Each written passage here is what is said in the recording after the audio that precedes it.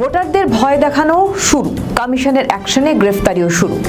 ভোটের দিন যত এগিয়ে আসছে নির্বাচনী উত্তাপ ততই বাড়ছে। প্রচারে হুমকি দেওয়ার অভিযোগ উঠেছে লাগাতার।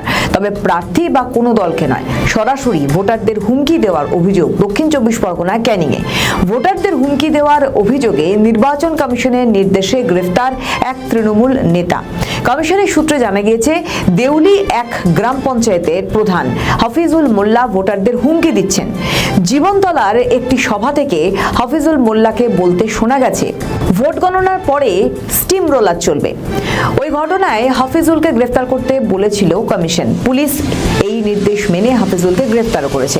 কমিশন পুলিশকে নির্দেশ দিয়েছে তৃণমূল নেতার বিরুদ্ধে প্রয়োজনীয় আইনি পদক্ষেপ নিতে হবে। যদিও সেই বক্তব্যের সত্যতা যাচাই করেনি নিউজ বর্তমান।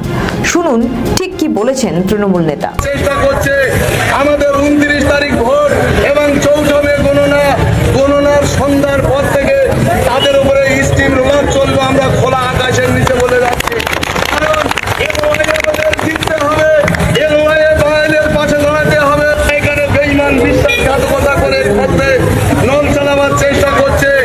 আমাদের 29 তারিখ ভোট এবং 14 মে গণনার সন্ধ্যার পর থেকে তাদের উপরে স্টিম রোলার চলবে। আমরা খোলা আকাশের নিচে বলে যাচ্ছি। অন্যদিকে বহরমপুর তৃণমূলের 8 নম্বর ওয়ার্ডের সভাপতি রাজু মণ্ডল তিনি ভোটারদের হুমকি দিয়ে বলেন যে পদ্ম ফুলে ভোট দেওয়া যাবে না। যদি ভোট নিয়ে কোনো গোলমাল হয়, ভোট দিতে যাওয়ার প্রয়োজন নেই। আমি বাড়িতে ছানা বড়া রসগোল্লা পাঠিয়ে দেবো। শুনুন তার সেই বক্তব্য। ভোট দেওয়া যাবে না। যদি ভোট গন্ডগোল হয়েছে তাহলে ভোট দেওয়ার দরকার নাই। বাড়িতে আমি রসগোল্লা ছানা ওরা পাঠিয়ে দেবো।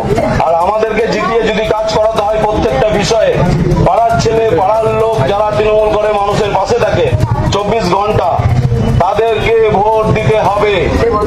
এবছর যেন ভোট নষ্ট না হয়, পরিষ্কারভাবে বলে দিচ্ছি, খাতা এন্ট্রি করা থাকবে কোন বাড়ির কে ভোট দিচ্ছে। আমরা সব মোটামুটি আমাদের ক্যামেরা থাকবে। এবার যা ভোট হবে সব লাইভ হবে।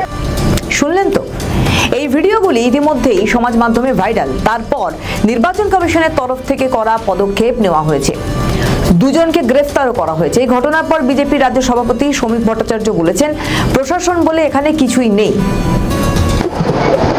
পুতুল খেলা এটা।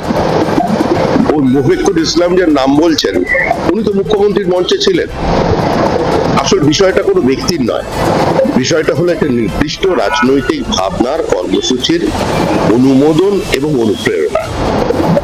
আজকে মুখ্যমন্ত্রী যে পরিস্থিতি রাজ্যে তৈরি করেছেন, সমাজকে যেভাবে তিনি ধর্মের নামে ভেঙেছেন, মৌলবাদের কাছে আত্মসমর্পণ করেছেন, র্যাডিকালাইজদের প্রশ্রয় দিয়েছেন, তার কারণেই এ রাজ্যে আজকে হুমায়ুন, মিল, এইসব ইসলাম এরা আসতে সাহস পাচ্ছে। এরাই তৃণমূল, আর তৃণমূলই এরা।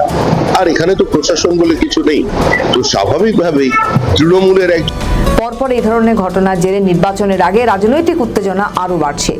রাজ্যের শাসক দলকে আক্রমণ করতে ছাড়ছে না বিরোধী শিবির।